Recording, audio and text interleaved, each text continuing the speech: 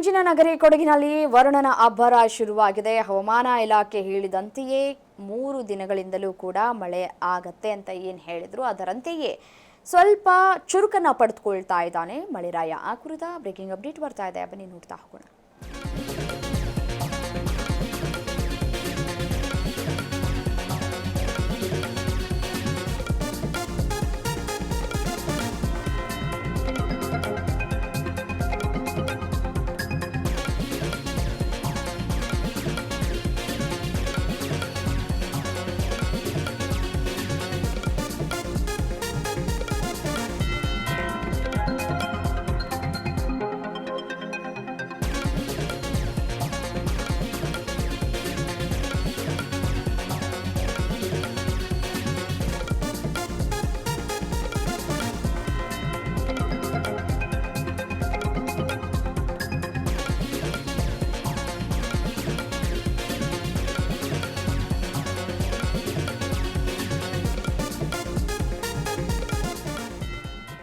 ಮಂಜಿನ ನಗರಿ ಕೊಡಗಿನಲ್ಲಿ ವರುಣನ ಅಬ್ಬರ ಜೋರಾಗಿದೆ. ಭಾಗಮಂಡಲದ ತ್ರಿವೇಣಿ ಸಂಗಮ ಮತ್ತೆ ಜಲಾವೃತವಾಗುವಂತಹ ಮುನ್ಸೂಚನೆ ಸಿಗ್ತಾ ಇದೆ. 3 ದಿನಗಳಿಂದ ಎಡೆಬಿಡದೆ ಸುರಿತಾ ಇರುವಂತಹ ಈ ಒಂದು ಮಳೆ ಭಾಗಮಂಡಲ ಬ್ರಹ್ಮಗಿರಿಯಲ್ಲಿ ನಿರಂತರವಾಗಿ ಮಳೆಯಾಗ್ತಾ ಇದೆ. ತ್ರಿವೇಣಿ ಸಂಗಮ ಉದ್ಯಾನವನ 3ನೇ ಬಾರಿ ಸಂಪೂರ್ಣವಾಗಿ ಮುಳುಗಡೆಯಾಗ್ತಾ ಇರುವಂಥದ್ದು. ಭಾರೀ ಮಳೆಗೆ ಕೊಡಗಿನಲ್ಲಿ ಜನಜೀವನ ಅಸ್ತವ್ಯಸ್ತವಾಗಿದೆ. ಮೋಡ ಬಿತ್ತನೆ ಚರ್ಚೆ ಬೆನ್ನಲ್ಲೇ ಕೊಡಗಿನಲ್ಲಿ ವರುಣನ ಆರ್ಭಟ ಹೆಚ್ಚಾಗಿದೆ. ಮಳೆಯ ಅಬ್ಬರಕ್ಕೆ ಕಾಫಿ ಮೆಣಸು ಬೆಳೆಗಾರರಲ್ಲಿ ಆತಂಕಗಳು ಕೂಡ ಹೆಚ್ಚಾಗ್ತಾ ಇದೆ. ಭಾರೀ ಮಳೆಯಿಂದ ರೈತರಿಗೆ ಹೊಸ ಗೊಂದಲಗಳು ಕೂಡ ಇಲ್ಲಿ ಎದುರಾಗ್ತಾ ಇದೆ.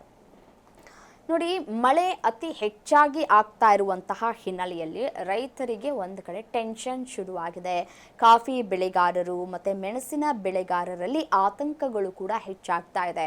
ಬಿತ್ತನೆ ಮಾಡಿಬಿಟ್ಟಿದ್ದಾರೆ, ಈ ಬಿತ್ತನೆ ಮಾಡಿ ಆದಮೇಲೆ ಮಳೆ ಆಗಿದೆ.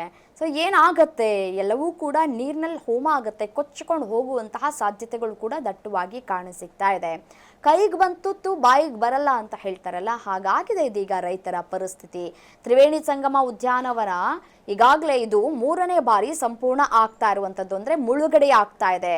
ಅತಿ ಹೆಚ್ಚು ಮಳೆಯಾಗ್ತಾ ಇರುವಂತಹ ಹಿನ್ನೆಲೆಯಲ್ಲಿ ಸೊ ಮೋಡ ಬಿತ್ತನೆ ಚರ್ಚೆ ಆಗ್ತಾ ಇತ್ತು ಈಗಾಗಲೇ ಕೊಡಗಿನಲ್ಲಿ. ಈ ಬೆನ್ನಲ್ಲೇ ಇದೀಗ ವರುಣನ ಆರ್ಭಟ ಹೆಚ್ಚಾಗ್ತಾ ಇದೆ. ಮತ್ತೆ ಜನಜೀವನ ಅಸ್ತವ್ಯಸ್ತವಾಗುವಂತಹ ಸಾಧ್ಯತೆಗಳು ಕೂಡ ಇಲ್ಲಿ ದಟ್ಟವಾಗಿ ಕಾಣಸಿಗ್ತಾ ಇದೆ.